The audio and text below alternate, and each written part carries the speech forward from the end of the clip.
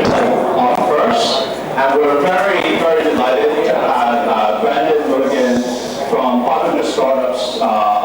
He's a mentor at 500 Startups and also founder of many businesses to join us tonight and give us some insights and also share his experience with us. So I just quickly go through his background so to refresh everyone's memory, and I shall later on hand the mic over to Brenden. So first of all, Brenden's a serial entrepreneur with many experiences in building products and advising entrepreneurs.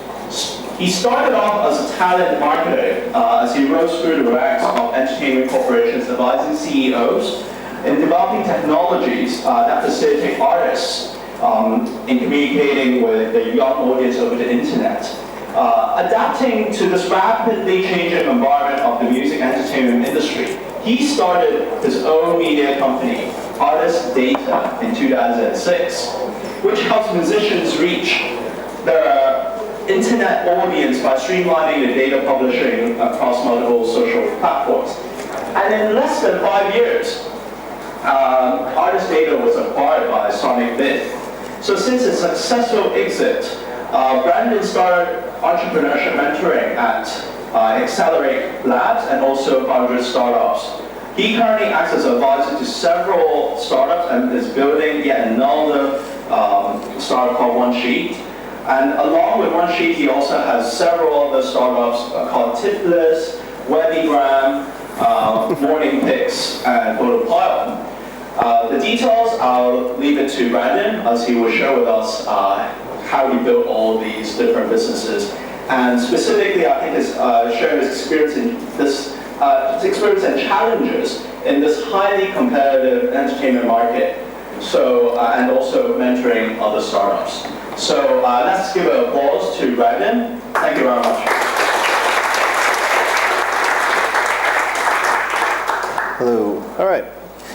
Thank you guys so much for coming, and thank you, Theodore, for the invitation. We've a couple friends and I have spent the last 5 days working out of this space, and it's a magical space for the city. And I've been to a lot of co-working spaces around the world, and I think what's being built here is really, really incredible. And you guys are off to a good start. As I said, so I'm from San Francisco. 2 friends and I are on a trip to Hong Kong, Bangkok, and Singapore. And the purpose of these couple weeks is to just basically try to experience working and traveling at the same time and getting about as much done at home as we would, or much done here as we would at home, and to see if everything that the internet has created makes it possible to work and travel and sort of live anywhere and get what we need to get done. The 2 people I'm traveling with are Taylor and Riz. I don't know if they've come over here yet. There they come. So after this is over, I think we're all going to be hanging out and chatting, and we can catch up. Go talk to those 2 people. Taylor used to write a lot of the code that you see whenever you watch a YouTube video, and Riz worked on AOL Instant Messenger. They're incredibly talented and have a lot to share.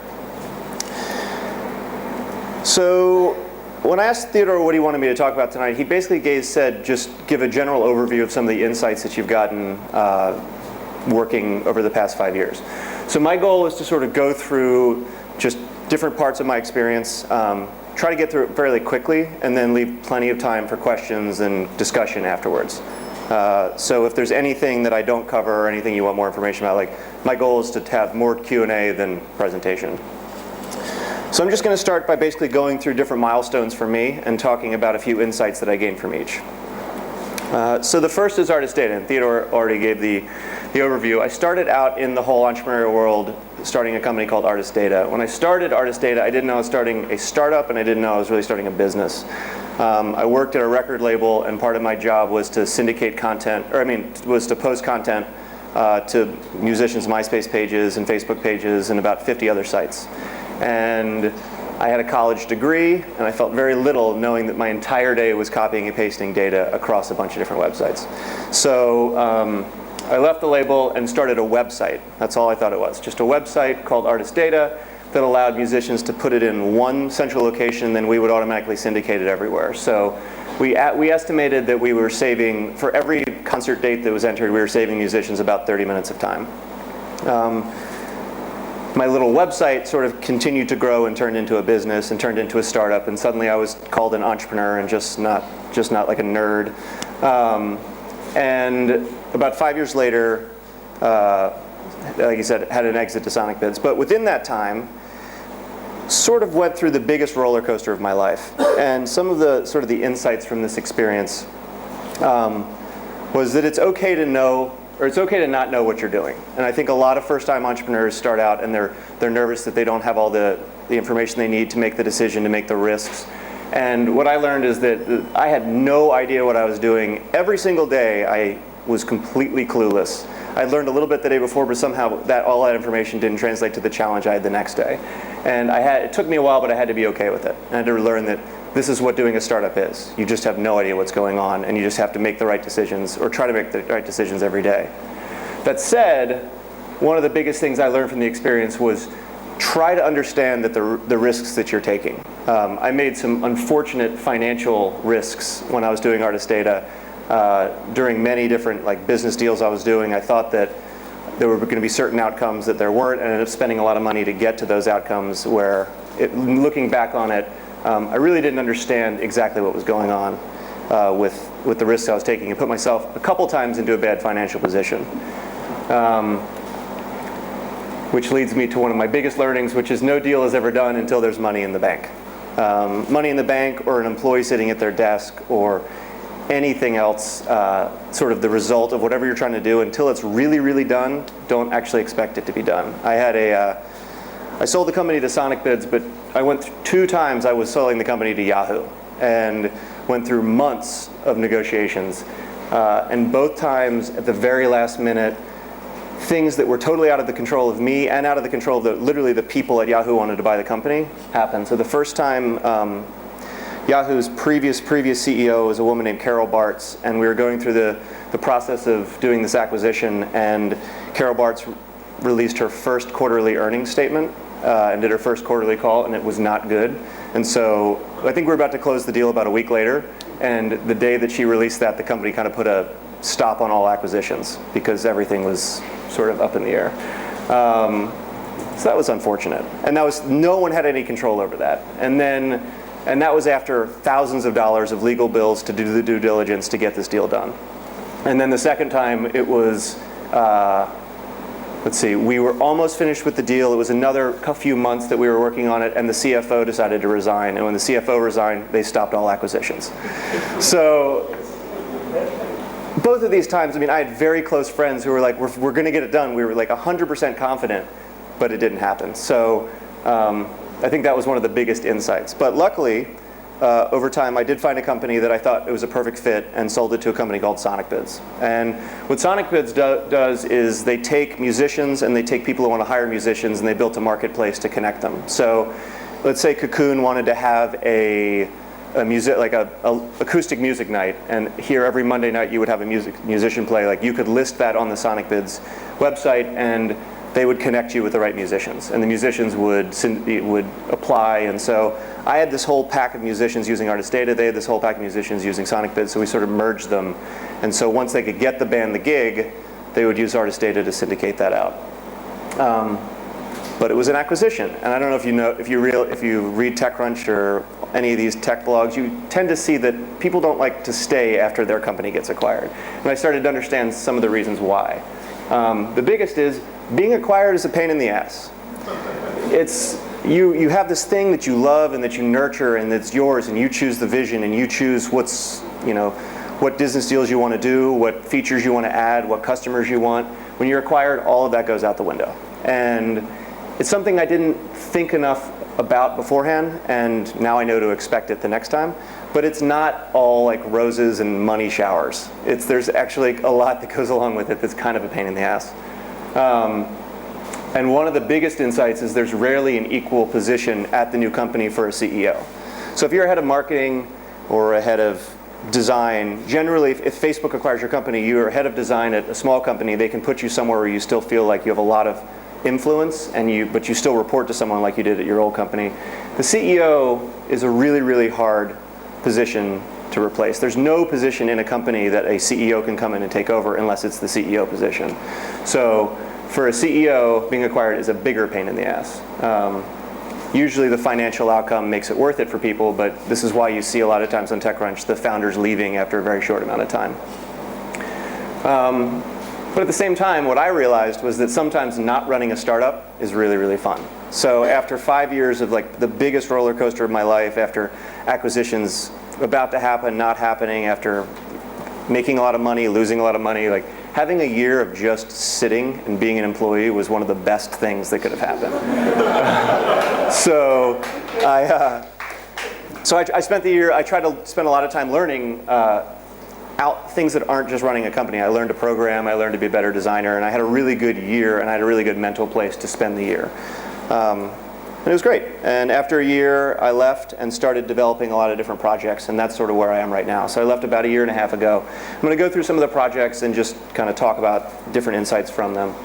The first one I released is called Photopile, and the goal of this was very simple. I'd never built and released a product before all on my own. Designed, built, and released. The only other person I got help from with this actually is Taylor, who sort of served as the code advisor through this whole thing as I was learning my way through programming. But what Photopile is essentially an Instagram stream laid out on the web in a visually pleasing way. And it's not supposed to do anything except that. When you click on a photo, it pops it up, gives you likes and comments. And the goal was to just build something, because I'd never built and launched anything before. But it was a really interesting experience. The biggest insight from this is force yourself to launch, because the product will never be done. I wasn't finished with it, and I asked a friend of mine to go help me find the person to talk to get the Instagram, or to get the Twitter name @Photopile. And I had the product, it looked like it was finished, but it was far from finished. And she went and helped me get the name. As soon as she helped me get the name, she looked at the product and hit the tweet button. And I had not planned to launch this probably for another month, and I got a pop-up on my computer that someone with 8,000 followers on Twitter had just tweeted about it. And 2 minutes later, I got another pop-up, and 3 minutes later, I got 3 more, and then 7 more. And by the next 20 minutes, there was about 150 people who had clicked the button, including one person with about 1.2 million followers, and the servers were down. So my first launch crashed within 20 minutes. And actually, I found the email that I wrote to Taylor, a frantic, emotional email about how the world was falling apart because the servers were down. What it did, though, is we fixed the servers, and 10 minutes later it was back up, and then it just went. And I realized that the product was totally finished. It was fine to release. I just thought that it needed 1 million more features or 1 million more buttons, and I honestly haven't changed it that much since that. I ended up not going back and continuing to improve it because it really, really was what people wanted it to be. Which sort of, I did this, and it sort of didn't help in the first 20 minutes, but has helped in the last year and a half, is use ego to your advantage when building products that have any kind of sharing. Like, I knew that everyone loves talking about themselves on Twitter and Facebook, and everyone just loves, like, if you give people an opportunity to gloat about themselves, they will take it.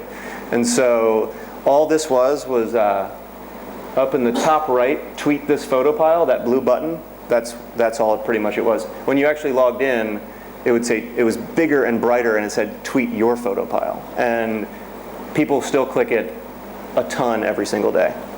So that's something that I've taken to a lot of my different projects, is using ego to your advantage to do this self-marketing.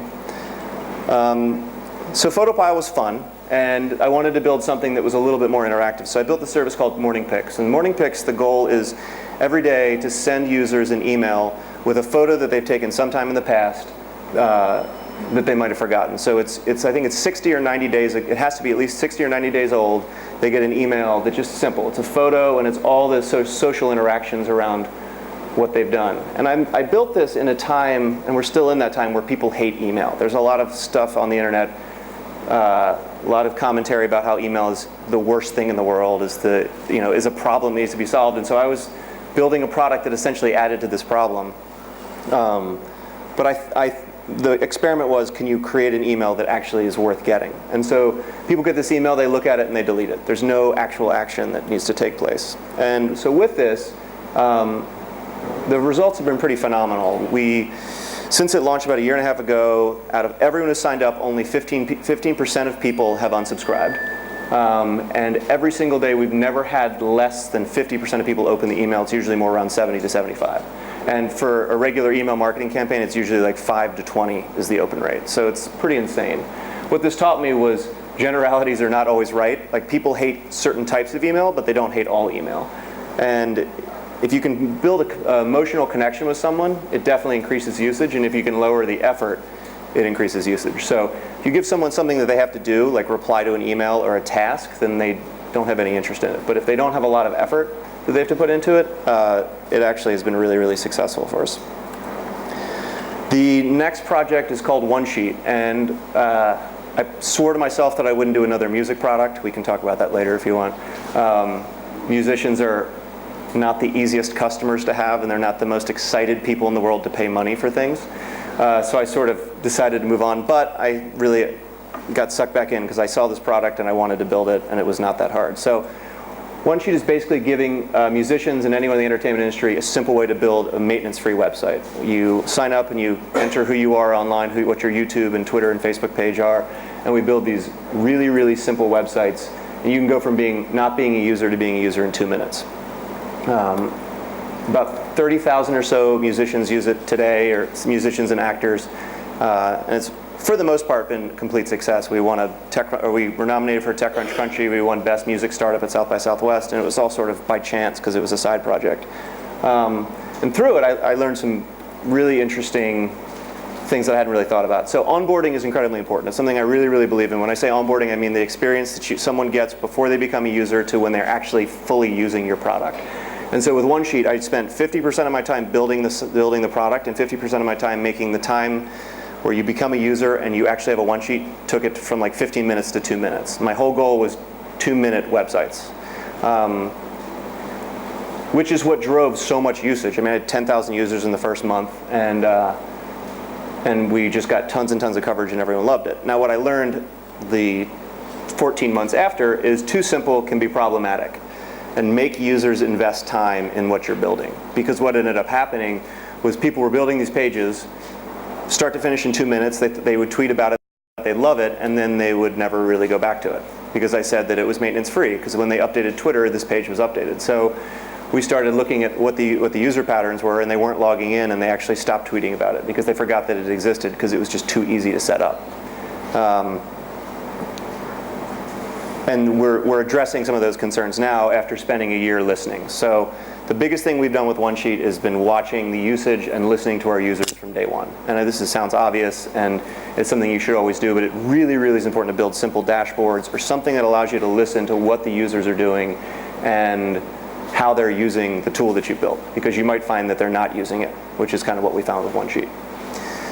And I'll talk about what the result of listening is in a few minutes.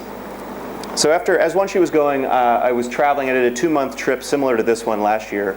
And during the time traveling, I really wanted to build something that was related to travel, so I built TipList. And what TipList is, allows you to really easily build city guides in just a few minutes with some of your Foursquare check-ins and some of the places you've been.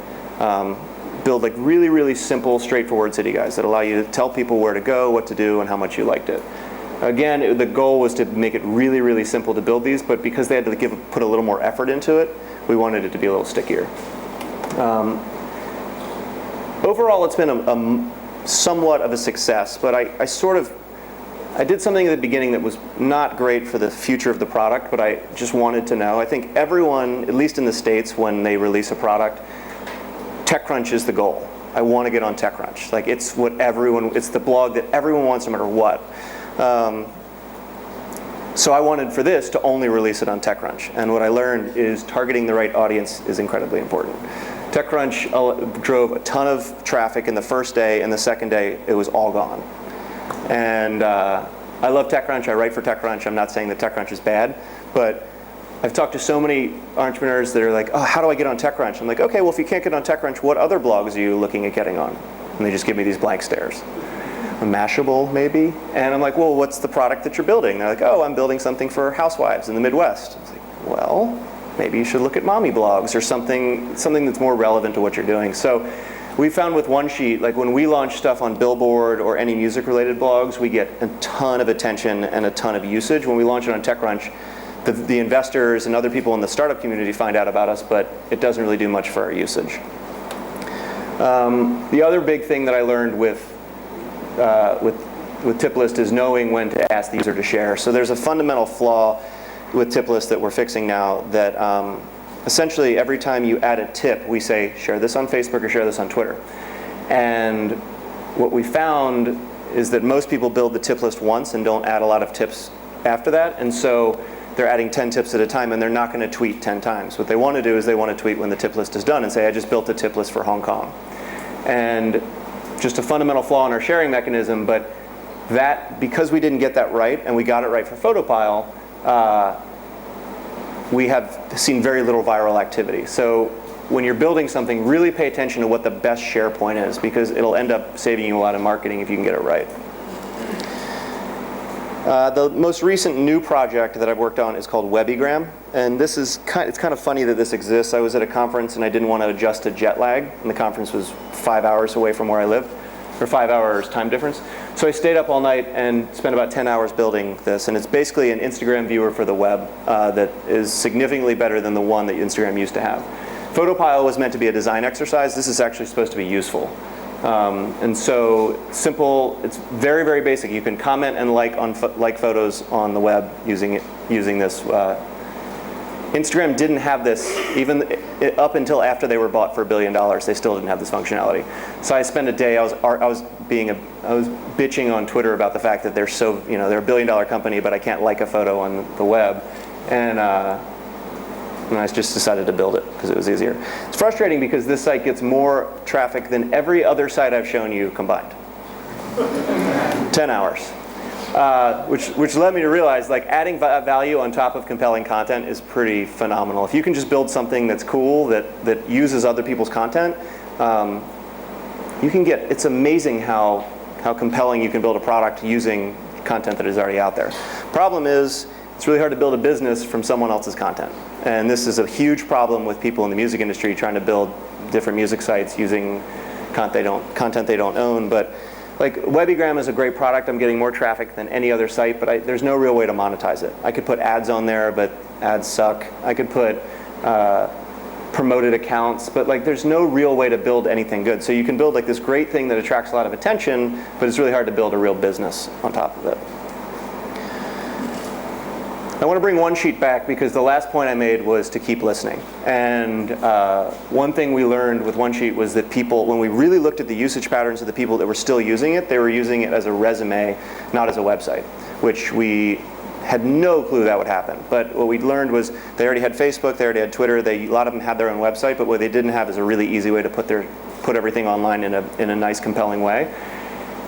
And so we started digging into that, and we realized, well, if this product is working, like, let's go to the other side. Let's go to the people who are hiring the bands and see if it's working for them. And they basically said it was a total failure because the pages were too customizable. It was really hard to browse through a bunch of different photos. Like, if you look at, imagine every Facebook profile you're going to looking completely different, and the photo link is in a completely different part. That's basically what we'd built. So we wanted to give the artists and the actors the same experience they'd had, but we wanted to build sort of more standardized profiles. So as of literally a week ago, we launched the new one sheet, which is supposed to be basically a LinkedIn for the entertainment industry. And so we took everything we were learning about how people were using it, and we just sort of enhanced it. We redesigned it and enhanced it a little more. The current pages still exist, but this is a whole new section of the site and requires them to enter what movies they've been in or what albums they've released. And basically it makes them do just a little bit more work, and we're already seeing a much higher usage of the new product than the old one. But unfortunately, I really don't have any insights because it's literally been a week, and I've been in Hong Kong for half of it. So next time I come back, I'll get an update on how it's going. But it's hopefully going to, I mean, if we've listened correctly, it'll hopefully do well. So those are my projects that I've done, and I've got a couple other things that I'm involved with that I just want to bring up, and then let's start firing away questions and chat. I joined 500 Startups as a mentor about 2 years ago, and it's been a really, really wonderful experience for me. I think 500 Startups is a really unique vehicle, and I'll talk about why it's a vehicle, but it's a really unique vehicle for helping move entrepreneurs forward, and I'm really proud to be a member of it. And being a mentor of this. I'm one of about 90 mentors. I don't work for them. I'm not an investor through it, but I'm really proud of what they've done. And I've learned a lot from watching their approach, because they're very different than your traditional incubator, their traditional fund, everything. And what they do is they basically reduce risks by making many, many bets. So your first round capital or Sequoia or your average VC will only make a handful of bets a year or a quarter. 500 Startups wants to literally invest in 500 startups with their fund. And they make $25,000 to $50,000 bets in the early stage, and then if you do really well, then they'll start doubling down and they'll put a lot more money into it. But the goal is pretty much to put a little bit of money into many companies and then track them and see which ones are doing well, and then only double down on a very small amount of them, which some people actually don't like. Some people think it's disrespectful to entrepreneurs, because essentially they want to invest in 100 companies and then reinvest in about 10 of them, but they make it really, really easy for 90 of those companies to actually have a shot at their idea. So I believe in their model. There's certain VCs that are threatened by the model, but I think it's working. So far, the data is showing that it's working really, really well. The other thing that's really unique, that's been inspiring for me and forced me to travel more, is that they look everywhere for talent and opportunity. There's a good section of VCs that only look in San Francisco, and maybe now they're looking at New York also, and maybe occasionally will look in the middle of the country. But they're very focused on San Francisco being the only place to invest. 500 Startups, it's almost like they look everywhere except San Francisco. They're very international. They spend a lot of time investing in China. They invest in some Hong Kong companies. I'm actually here because of 9gag. They came to me and a couple of other people to try to get into 500, and we recommended them in, and then gotten to know those guys pretty well since then. We try to, 500 Startups try to put money everywhere, and they believe in emerging markets a lot more than some of the other VCs. So it's pretty inspiring to see them spend a lot of time outside of the US. And Theodore and I talked about this at breakfast the other day. They add value in a lot of different ways. So it's not just, a lot of people say, okay, we're just going to give money to entrepreneurs. What they do is they have a fund where it's just a standard investment. They have an incubator where you go and actually work out of the space for 4 months, and it's a different type of investment, and then you do have a demo day, and it's more your standard Y Combinator type thing. We put on events, like I forget, 6 or 7 events a year that are these one-day seminars on email or on marketing or on a range of topics. And then there's a travel program that's called Geeks on a Plane, which is kind of what we're doing right now, where you go and you embed yourself in different cities and you just meet everyone and try to help the entrepreneurs in all these different cities. So, and there's a lot more stuff coming. They do everything, which is really, really cool. And I think, this space, I would imagine, will start expanding and doing new things as sort of the co-working thing. When you hit all your memberships, then there's so many different things you can do. So I'm happy to answer any questions about 500 Startups after this. Really great organization. I've also had the pleasure of being able to write for TechCrunch over the last year. And when I lived in Chicago, TechCrunch seemed like the New York Times. It seemed like this inaccessible media thing that I would never, ever even be able to be in. And I've gotten to know some of the people who run it, and they've had so much changeover that I've known several people who have run it. But I had an opportunity, actually, a year ago. I was traveling and I was in Japan and did a write-up on the incubator in Japan. And I gave it to my friend, and I was like, if you want to put this on TechCrunch, you're welcome to. I'm going to put it on my blog that no one reads, so you can have it if you want it. And that got me sort of, basically I write about travel and I write about user experience. And those are the two things that I spend time on TechCrunch writing about. But it's been interesting because I've learned so much about actually being an entrepreneur just by being a writer on TechCrunch. And a few of the bigger insights is to have a strong opinion. And I'm not someone who that comes naturally to. I'm like a mediator. I always try to see both sides of the story. And I found that when you do that in public, you don't end up writing anything that has much value. And so I've had to really refine how to have a strong opinion and how to have a point of view that I can defend. And I've seen that come into when I build products or when I pitch VCs or when I talk to companies. Like, having a strong opinion has changed really the way that I work. I've also changed the way that I criticize. I used to sort of point out flaws and then we'd move on. I've found that through writing, whenever I try to criticize, I always try to offer some sort of a solution. So most of the blog posts that I do aren't, the UI is wrong or the way that they do this is wrong. This isn't the best way to do it, and let's try to figure out a better way to do it. And I've done that now with mentoring startups. That's pretty much the only way that I work. And the biggest thing is that there will always be haters. No matter what I write on TechCrunch, no matter how positive it is, if it's a picture of puppies, there will be someone that says puppies are evil, and that I'm an idiot. It's just no matter what. No matter what, I've almost stopped reading a lot of the comments, and a lot of the writers are the same way, just because there's some people that are so irrational. But I've been able to bring this over to the projects I've worked on. And I used to get really hurt and upset when someone would say, like, oh my God, Webigram, another Instagram for the web client. It's so stupid, waste of time. And now it's a nice way to filter out, you can tell who's just annoyed and who's just having a bad day, and actually what criticism you should take. Last thing I want to touch on is San Francisco, because whenever I talk in different cities, everyone has lots of questions about San Francisco and how to build their startup community to be like San Francisco. I moved to San Francisco 3 years ago from being in Chicago. So I did most of Artist Data in a very small startup ecosystem, and then moved to a ridiculously intense startup ecosystem. I will say that I believe that San Francisco is the best place to do a startup. I just feel that way. I feel like there's the most money, there's the most talent, there's just the most people. But it's definitely not the only place to do a startup. I love it, I love the quality of life, but there's plenty of very, very successful startups in many, many other places, and there's many communities that are building themselves to rival a lot of the resources that San Francisco has. And the things that make a startup community really amazing, and you can do this anywhere, is first just to surround yourself with other entrepreneurs. I think there's no other thing, if you can do nothing else to make your startup better, it's surrounding yourself with other people doing startups. And that's why CoCoon is such an amazing opportunity. And other co-working spaces and cafes, or anything that gives you an opportunity just to be around other people that are doing what you're doing, that's what separates great startup communities from bad ones. Chicago, unfortunately, when I was there was just this aversion to sort of sharing and getting together, and I never could find like a good community of people who really just wanted to share and talk.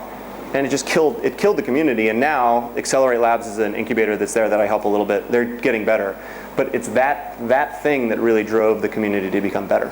And it's places like this that make that a lot easier.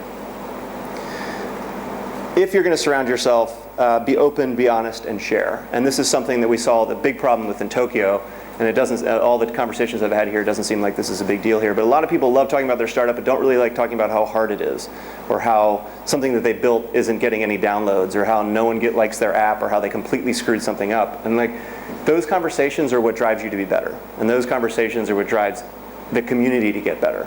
And as much as you can, be as honest and open as you can, because it happened yesterday. Someone came over and said they were having difficulty with a certain engineering problem, and Taylor and Riz were able to just kind of talk them through it and talk about their solution. Like, there's so much.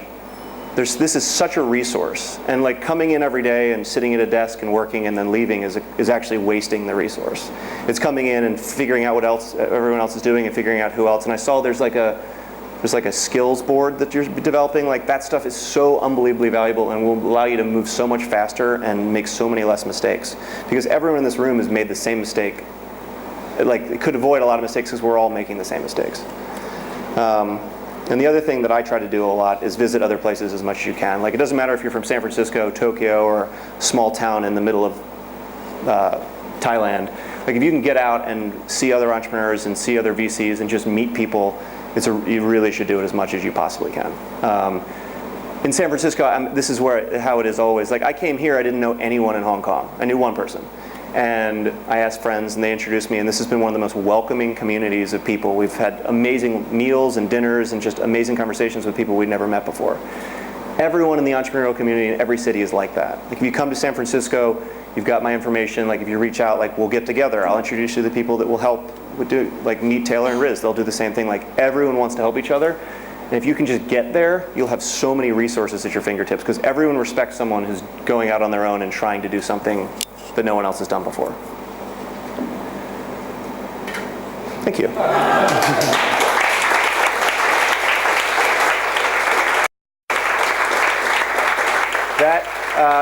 You'll meet Taylor and Riz. That's who we are on Twitter. Feel free to reach out. Twitter, I know for me, that's the easiest way. So yeah, let's. I don't know how do you normally do Q&A? We can just open up to the floor. Anyone got a question? Just raise a hand. Artist data. you start that while you were still working at the company, or did you leave and you said you didn't program, you didn't build that yourself, so how did you? Yeah, so Artist Data, I had the idea for it when I was working at a record label. We unsuccessfully built one version of it. I'd found someone helped me program. I found him off Craigslist, and we built I think we spent about 3 months building it, and it really wasn't coming along because I didn't really know how to manage this person. I'd never done anything like this before. It was equity. And he sort of had like the thing I've learned is that there's always extraneous circumstances that screw everything up. And he wrote me one morning and had this something happened in his life that didn't seem that traumatic, but he just sort of went off. He was like, I can't do this anymore, I'm stressed out, and he had never mentioned any sort of stress to me. And basically said, I've deleted all the code, and I need to go to Croatia. Now we weren't that far along, and I didn't really feel like it was going to work out anyway, but it was frustrating. And so eventually what happened was when I left the record label and started consulting for another company. I thought it was really hard to do it full time and do a startup at the same time. Like, I think that's hard for anyone. So I tried to just free up a little bit more time. So I went and sort of became a consultant and did Artist Data and consulted. And I found a co-founder that I knew, that I'd met, that I'd worked with when I was at a record label. And he was the IT guy, and so he and I started working together. And he helped build it. Now, ultimately, I talk about failure. Like, that partnership, we got the site off the ground, but in the end, like, we actually split up and went our separate ways just because he wasn't performing like we needed him to perform. But it got to there. And for him, we did equity and salary, and we raised a tiny bit of angel money that allowed us to sort of focus on it full time eventually.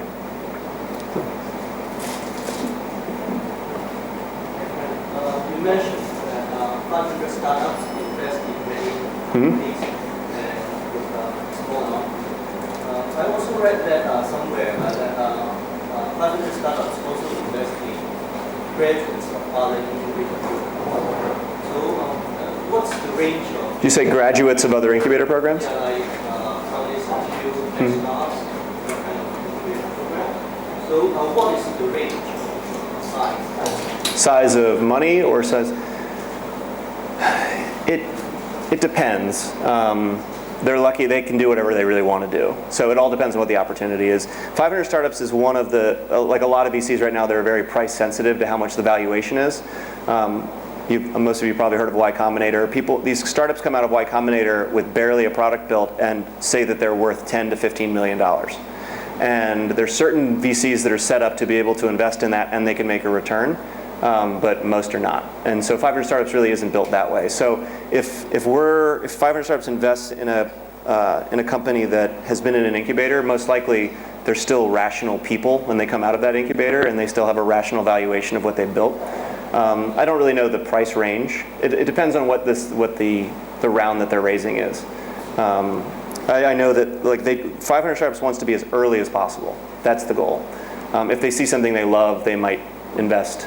And again, and Ray might be a good example. 9gag. 9gag was a 500 Startups company, but when they were 500 Startups, they built something called Songboard or Singboard or something that was like a karaoke for YouTube thing, which was hilarious. And Ray gave probably the most entertaining pitch I've ever seen, and most people had ever seen. Company was terrible because, like what I was saying, like he was basically saying, we're going to build this whole business on top of content that we don't even own and that YouTube doesn't even own. So it was this like. A friend of mine runs the YouTube product, and I introduced him to Ray after the pitch, and he was like, that's a great pitch and a hilarious product, but you will get sued. Because they were taking the music video, which is not theirs and not YouTube's, and they were putting lyrics were not theirs and not YouTube's on top of it. So there were all these other people's intellectual property they were putting together, and they were trying to build a business off of it. So, but everyone kept looking at Ray saying, like, why aren't you working on 9gag? You've got a bazillion views every month, and it's like everyone loves that site. So they went back into Y Combinator and started working on 9gag, and then just came out of that. And I believe 500 Startups invested again there. But we had a previous relationship and all that. So it depends. So how does the 5 years organization use the decision? Generally, 500 startups, it's helpful to go through, like if you cold call them, they'll usually say, well, we've got a ton of mentors, go meet up with a few of them and try to get, like coming in with a recommendation is incredibly helpful. And so that's why like Ray reached out to me. Another mentor connected me with Ray originally and said, hey, will you talk to these guys? They're doing something cool. At that point, they were working on a product called Wall, which was like a photo sharing thing. And I met, and it seemed like a really great team. I thought I didn't like the product, but I knew that they had a good team, and I thought they could benefit a lot from 500. So having a recommendation is a huge, huge help. The other thing that just to note is that 500 Startups loves seeing revenue and users before you get into the program. And a lot of this is because it's been just there are a lot more startups, so they can be a little bit pickier. But they love seeing real businesses as opposed to like they wouldn't really invest in Twitter, because Twitter doesn't have a business model, or it's still still struggling with it, but originally had no business model. Like what they want to see is traction or users, and ideally revenue. So if you have like real numbers like that, it's a much easier sell than like, oh, we have an idea and we want to build it. Then you really have to come in with like showing why you're the right team to build it. You realize that now that you're in Hong Kong, we're not letting you leave. Say that again? Now that you're in Hong Kong, we're not going to let you leave. Everyone gets money. No, again, I do not make any investment decisions for 500 startups. Can you talk a bit more about onboarding? Yeah, onboarding is like a sort of one of my passions, because I think a lot of people don't pay attention to it as much. I actually think that the mobile devices are getting people to think about onboarding more, because you have such a limited amount of time to capture someone's attention before they close the app. But onboarding to me is figuring out what that thing that's going to make someone kind of giggle and say like, wow, I can't believe I just was able to do that, and figure out how to get that to them as quickly as possible. And so, with Tip List, the way that Tip List onboards, and it still needs a lot of work, is the first thing I do is try to get someone to add their Foursquare account, because as soon as they add their Foursquare account, I can pull in all their check-ins. I can know what tip lists they should build. I can even start building them for them. I can say, oh, like you've checked into 15 places in Hong Kong. Let's go ahead and start building one of these. It's because otherwise they have to think, where have I been? Where have I checked in a lot of places? And like, oh, what was the place that was called that I had soup, or so being able to pull them in a lot faster is sort of a big priority. And I think that one of the best onboarding experiences I've ever had, you guys know Quora? It's a kind of a Q&A app. If I can remember correctly, so you sign up through Facebook or Twitter. It automatically, the next screen it shows you, it asks you what your interests are. Like, give me 3 interests. And all you have to say is like, startups, entrepreneurship. You have to at least give them 3. Then the next screen it says, here are all the people that you know using Quora. We've already followed them all for you. And then you click next. And the next, you get into the home screen of Quora, and you have you have hours of content to scroll through, because they know kind of what your interests are and who you follow. And it's amazing. It's the quickest, it's like a 2-second onboarding, and it immediately shows you what the power of the product is. What they could do is say, ask a question, but they know that as a new user, that's not what you might not have a question to ask yet. And so what they do is they bring you in and try to give you as much content to show what you can do with the product. So I think onboarding is a science. There's a lot of things about using emails to bring people back in. If they like with I guess it was Artist Data. No, with Artist Data, the way I would onboard it wasn't nearly as good. But I would email people 24 hours after they signed up with like a personal email from me, being like, hey, what's going on? And it was automated, but it looked personal. Like, I hope you really like the site, which I think is fine. I think this is okay, and I think people appreciate it. Like. It's like, hey, and I'd throw a couple typos in, so they thought it came from me. But what I was doing was basically saying, like, it was part of the keep listening. It was, hey, how do you like the site? Like, is it working for you? With one sheet, if you sign up for one sheet and don't create any one sheets, you get an email from me 3 days into it just saying, what did we do wrong? Like, help us figure out what you're doing, because the onboarding didn't work. And then we want to get that feedback so the next person won't end up in that same situation. So. For you, right? For all the ideas that you come across, how do you decide which ones to work on? Is it the one that you think most amount of money, most number of subscriptions, or like the most number of users?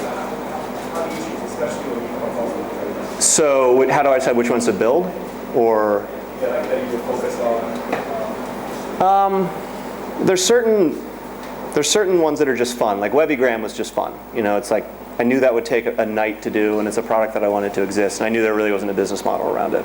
One Sheet initially was fun. I regret the way that we rolled out One Sheet because we gave too much away for free at the very beginning. Because I didn't really plan it to grow. I thought it was going to be a tiny little site that maybe a few musicians would use. I never expected 10,000 users in the first couple weeks. So I think that I basically usually try to evaluate how much of my time would need to go into maintaining them. Like I haven't touched the code for Photopile or Morning Pix in probably a year because they just keep working. And I know that there's but the Morning Pix I could do a sponsorship model to monetize it, but the amount of effort it would go into doing that wouldn't really be worth it, and it would take away from some of the fun of the site. So I sort of weigh what is going to be heavy with a business model versus just a cheap site to run that would be fun for everyone to have. Since you've been managing so many different startup or entrepreneurial projects, how is it when you have to decide how you split the time? How did you manage to do the whole lot of projects at the same time? So, kind of going back to that, 3 of those projects I spend zero minutes on. They just run themselves. Occasionally I'll check and make sure everything's running correctly, but for the most part I know that they won't need a lot of time. One Sheet became a lot more intense, and so I brought on some people to help with that. So I have one other person full-time right now doing most of the engineering, and so I can really focus on the onboarding and the product and the design, and he can do all the rest of it. Tip list is just sitting there, and Tip list is the one project that I have that I legitimately think it's a waste, because it's very clear what we need to build, I just don't have the time to do it.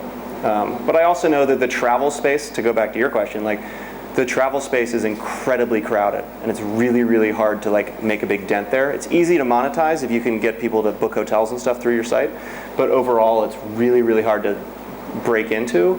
And so I'm less motivated to try that, because when I built it, I didn't really want to build a travel startup because I think that's really, really hard, and I don't know if it's worth it. So it's supposed to be a hobby project, and I just haven't gotten around to it yet. So basically, you focus on a specific project at a single instant, and then you probably switch over. Yeah, most of my time has been spent on One Sheet over the past few months, just because we've literally almost rewritten the entire code base, and we're launching. It's besides the name, it's a new company, or it's a new project. The name is perfect for the new project. If the name wasn't perfect for the new project, because One Sheet in the entertainment industry means resume, if it wasn't perfect, we would have rebranded it and built something new, because it's almost totally new.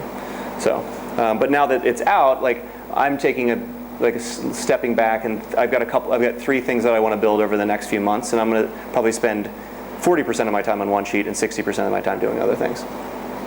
And it's helpful because I have someone on board full time with One Sheet. So, follow up on this question. So, when you build these different functions or businesses, do you plan it out such that you would not need to manage them afterwards? That they will grow on their own? One Sheet is, in my opinion, the only business that I've talked about outside of Artist Data. The other ones haven't proven to be businesses yet. And as One Sheet became more of a business, my goal will be, if it continues to grow, to hire more people to take it over.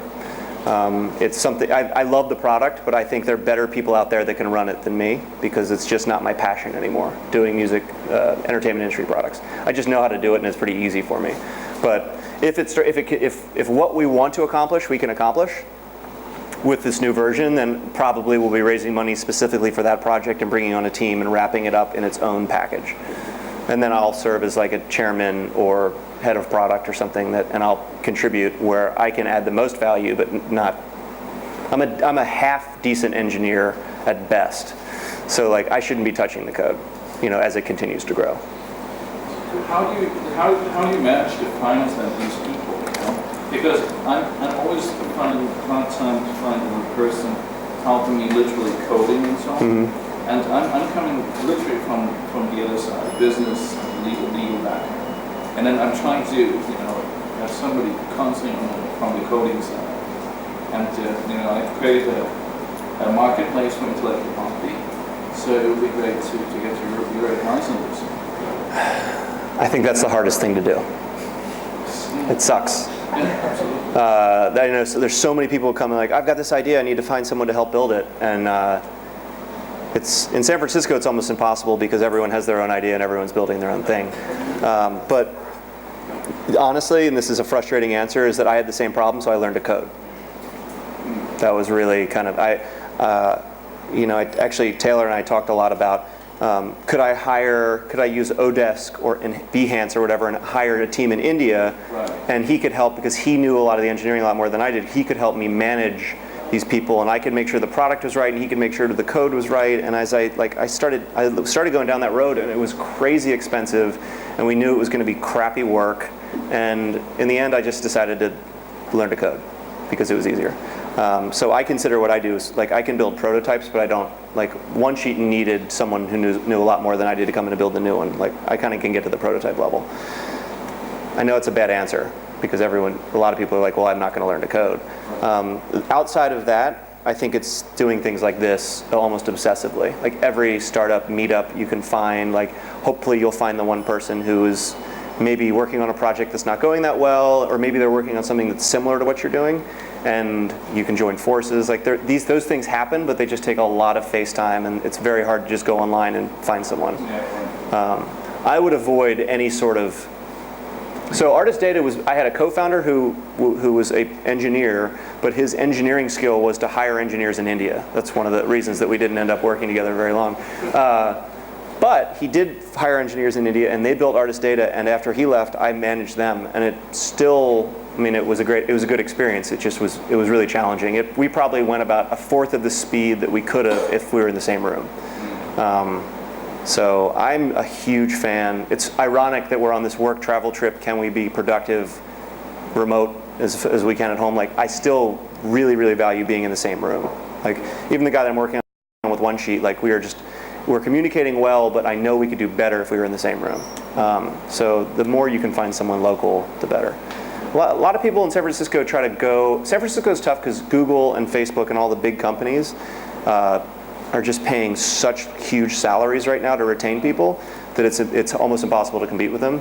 In other cities, people try to go to, like, sort of the boring jobs that have engineering departments, and, like, go to, like, the accounting firm and find some engineers who are good engineers. They just happen to be working in an accounting firm, and like draw them away. But the unique thing, at least in San Francisco, about startups right now is that startup salaries are just as good, if not better, than real job salaries, which my wife has very conservative parents, and they just still refuse to believe it. But my wife used to work for a company called IDEO, which is a design consultancy, like a worldwide known design consultancy. She left IDEO after 5 years, 6 months ago, to join a startup, and she makes significantly better money at the startup than she did at IDEO. And that's because all the startups have to compete with bringing people out, and because they can raise money, they have the ability to do salaries. So that's a problem, because that means people in your case who are like, I just need someone else to help me, they're not only competing with the startups, but they're competing with these engineers who are like, well, I'll go actually to a funded startup that's built something and work for them. So it's challenging, but ultimately it's just meeting people. So another thing to do that we do, like a lot of people in San Francisco do, and then I'll get to you, is import people in some way, shape, or form. So, like, I have a friend. There's a company called Uber that does this. They do this, like, on-demand car service. And initially they were hiring everyone out of, like, Cleveland and places that those guys were from. They had friends in other cities, and they were bringing them in because those people weren't getting competed with. Like, Google wasn't trying to hire them because they didn't know they existed. Right. So you find the pockets of good engineers that no one knows they exist, and then you bring them in. Then when you bring them in, you have to compete with all the other companies. I have an office space that I share with another company, and they hired an intern from France, a 19-year-old intern from France, to come work with them over the summer. No one had ever heard of this kid because he just is this kid in France. I don't know how they found him. I think he applied. He was there for the summer. He was there for 6 weeks, focused on this one tiny startup that no one's ever heard of. And Zynga still managed to put in a job offer before the end of the summer. Like, somehow Zynga found out about him. He came in. He was like, I got a job offer from Zynga, and it's probably 3 times what these guys could pay him. So, like, it's very, very hard, but. Maybe one last question. I just have a question about marketing. So, for example, like, after building a great product, like, how do you get so many people to know about it? Like, for example, you mentioned, like, one week, like, 10,000 subscribers. how do you get to that? So the one sheet story is that the press was really good. The press was really good because we went after really, really relevant press. We were in every music publication. We were on, and that led to so much buzz that the tech publications picked it up. And when people were using it, they were tweeting that they had just built their one sheet, so all the viral stuff was happening, and so it just kind of built. And it was buzzy. It was like really, really buzzy for a while. That kind of dropped off though after the first month because sort of the push was gone. And then you have to rely on really forceful marketing and hopefully viral marketing, where it's, you know, like Webigram I have not touched or talked to anyone about. That got picked up by one service and the graph just goes up, and that's because as people use it, they're tweeting about it because it's a natural product that people share. So for marketing, it's like the more you can get virality into your product, the better. Because like tip list would be doing well if I would have not screwed up the sharing. If when people built tip lists, they were actually tweeting about them a lot, it would be doing so much better. Right now it's just stagnant. So then the other things you can do, you can kind of hack it, where you can, if you know blogs that are always talking about what you're doing, you can always go comment on those blog posts and try to drive people to your site. Like I wrote a post for TechCrunch 2 nights ago or 1 night ago about QR codes. And just my opinion on QR codes. And if you look at the comments, like there's 70 comments or something, and I would say at least 10 of them are companies being like, well, I agree with you, and my company is solving this problem. And but like they're gonna get some clicks, and they're obviously on there trying to market themselves. So I don't know. I've never had much success with AdWords. AdWords and like all the paid search advertising sometimes helps. Depends on what you're doing and how expensive the clicks are. I don't know. This is probably an ignorant thing to say, but I just think if you build a really good product and it's working really well, like you will see it grow. And if you have to force marketing down people's throats, then I always at that point go back and reevaluate the product, not reevaluate the marketing. There was one other question back here that I was. I'm sorry, say it again? What do you think of the startup ecosystem? I think that the startup ecosystem in Hong Kong, I feel like I'm on the spot. I think that everyone has the right approach to it. Everyone I've talked to seems to have a very similar attitude, which is you guys understand the challenges that you face being where you are. Understand like the size of the market that you have here and your accessibility to China, but your appeal to the US. Like I think that you face a lot of challenges that every startup community faces challenges. I think startups in San Francisco face a challenge that there's so many things going on that you can launch an app and literally no one will know about it because there's 85 other apps that launched within 3 blocks of where you're standing the same day. So I think that there's a lot of advantages to being in a smaller community that has a lot of pride. I think that it was really fascinating for us to learn about the assumption, I think, especially from the US, is like, oh, you're Hong Kong, you have access to China. You can like hit the China market, and that's a market that we can't access. It's really hard for us to build things for China. And I was like, oh, you have this huge advantage because you're in an amazing city with all these resources and you have access to the biggest market in the world. And it's been really interesting to learn about how that's not necessarily the case. So I think that there's a lot of challenges, but I think that it seems like the community here is doing all the right things. This space is doing the right thing. Like these events are doing the right thing. Like it's very, very hard to build a startup community in a city. There's a VC named Brad Feld who runs a startup or a firm called the Foundry Group, and they built a really amazing ecosystem in Boulder. They're also the people that started Techstars. And I was at an event with him, and he was asked to come up on stage and talk about building startup communities because we were somewhere that wasn't a startup community. And he said it took us 15 years to build Boulder to what it is today. It's like it took a small group of people 15 years of these kind of events and of like just building the network up to be a city that still is like, it's a good community. It's not anywhere near San Francisco, but it's built a really solid ecosystem. And so it just takes time. And I've been to some startup communities Chicago was like this for a long time. They were doing a lot of things, but they weren't really the right things. They were saying that they were a startup community when they didn't know where they were in the whole growth process. I think that everyone I've talked to here seems to be really aware of where Hong Kong is and building apps that are right for Hong Kong or right for the markets they're going after. So it seems really encouraging. It also seems like a community that is okay with failure and is okay to admit that. And I spent a lot of time in Japan, and for a long time that was holding that ecosystem back considerably because no one wanted to admit. It was like a shameful thing to go to a startup, and it was a shameful thing for it not to work out. And if you have that, it's very hard to grow quickly. But here it seems like everyone's really willing to get together and talk talk about what works and what doesn't, and that just accelerates the process. So I think it's great. I'm blown away by the amount of activity here and how close the community is. So I'm excited to come back. So I think we're going to break. Yes. Once again, I think on behalf of CoCoon and the rest of the Hong Kong entrepreneurs community, we really thank you for sharing with us with all these really cool projects and also your experiences. And once again, I think the idea of sharing, which I really resonate, is not just to share about your successes, but your problems and your challenges. And through that, you're able to build these connections with other people. So I think that is very good insight. And once again, I think I wrote this down for myself.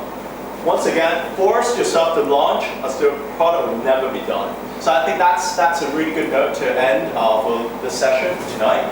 And I think Brenden will stay for a little bit more time, but it won't be too long because he has I think 8 o'clock flight tomorrow morning. So, early-ish. We'll be here for a while. Hopefully, yeah, he'll stay here for as long as he can, and so everyone can get to, mingle and chat. So we have pizza and drinks around the corner. We do not expect we'll have 100 people here, so just expect it to be snacks. Okay. Wait, and right before we Taylor, look back there, wave, and then where's Riz? Stand up. Riz. That's Riz. Talk to them too. Yes. All right. Thank you very much. Yeah.